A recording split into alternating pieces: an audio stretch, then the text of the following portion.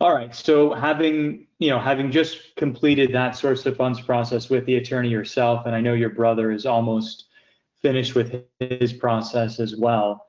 What are some kind of summary pieces of advice you'd have for someone else considering EB5 today in terms of selecting an attorney? Like, what are the couple main things that an investor, should really look out for and focus on when picking an attorney to help with their EB5 application?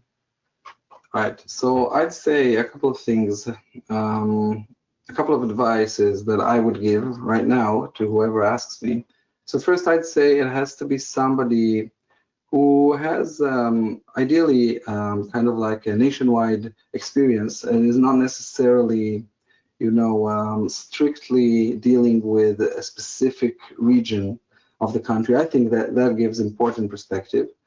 Also, somebody, of course, that has a lot of experience with many cases, particularly post-reform. I think the reform was in 2022. Correct me if I'm wrong. So that's important to have somebody who dealt with a lot of cases since then. And ideally also somebody that at least some of those cases were Israelis, and also at least has pre-existing relationship with a regional center with which that person would want to work. I think that's important. Wouldn't want the attorney to be working with the regional center for the first time when dealing with my case. In terms of just information availability, transparency about underlying projects, what were some of the differences that you saw, as you kind of advanced conversations and really looked at some of the different projects? Right. So yes, as you say, these are all kind of aspects in which you excel compared to your competitors.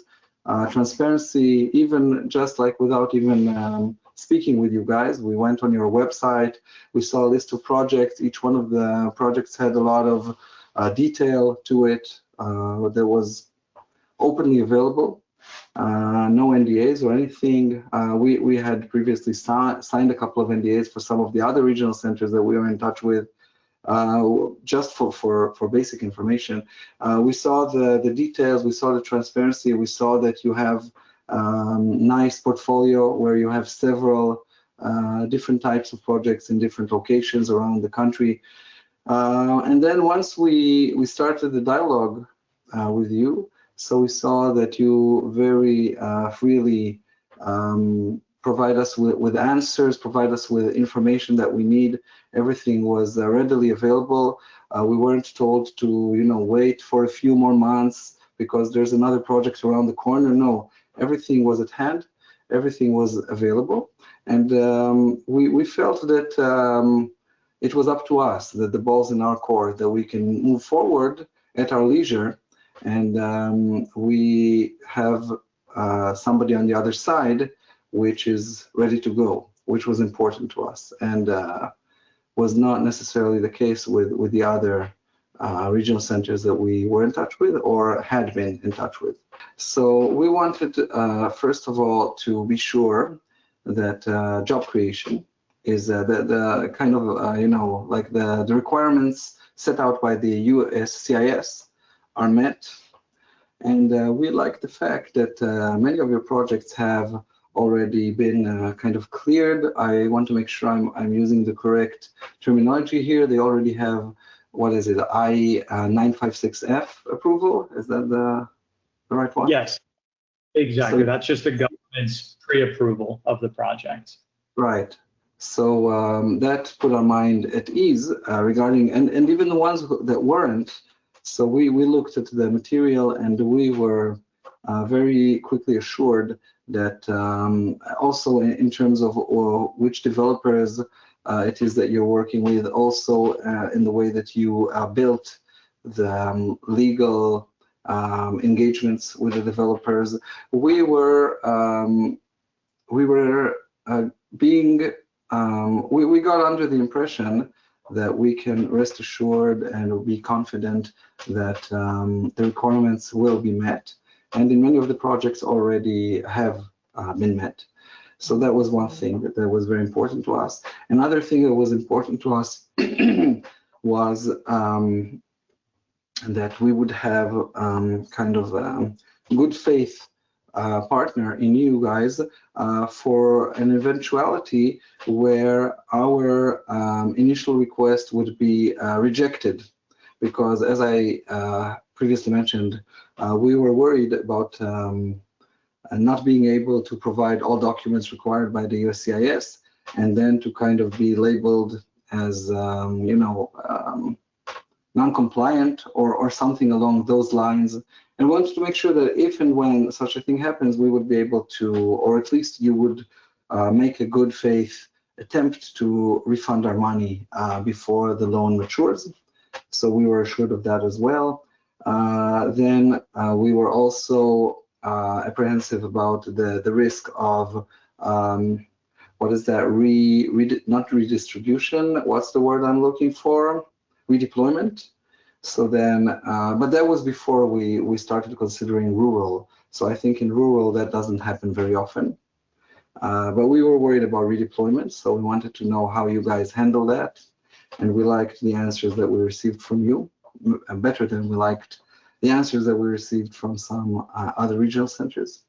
So whoever kind of discovers that I'm in the process of applying for EB5 and asks me whether or not and how and when they should approach it, so I generally tell them to kind of put a rush on it, because the window may be kind of like not exactly closing, but things are about to change in an unpredictable way. So that's one thing that I like to say to people who are asking me. But of course, in terms of selection of regional center, so I share my findings. In terms of selection of a lawyer, I also share my findings. In terms of considerations, so I share why I went rural and why I went TA, and what types of things I look at when I try to assess a project. So the first of those being who is the developer, and secondly, what kind of guarantees there are. But of course, it's not, the guarantee is not exactly the right word, right? Because it has to be at risk by definition. But what kind of like risk mitigation programs are available for that project and with that regional center? And in terms of source of funds, I mean, I can't say that I'm an expert, because everything that I've researched is tailored to my own source of funds, right? So that can be very different for a different person. And of course, EB5, I mean, one big difference that sets it apart from E2, for example, which is the previous visa I was looking at, is that it's an immigrant visa, right?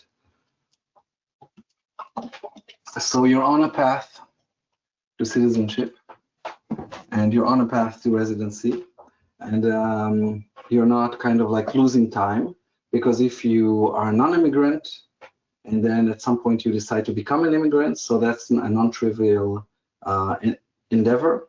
And then only once you do convert, if you do, so only then the clock starts ticking in terms of how soon you can be eligible for citizenship. And that's measured in many years, right, as we know. And we would like to have at least the option of becoming citizens eventually if we already do relocate. So that's an immigration intent. So it's good to have an immigrant visa rather than a non-immigrant visa.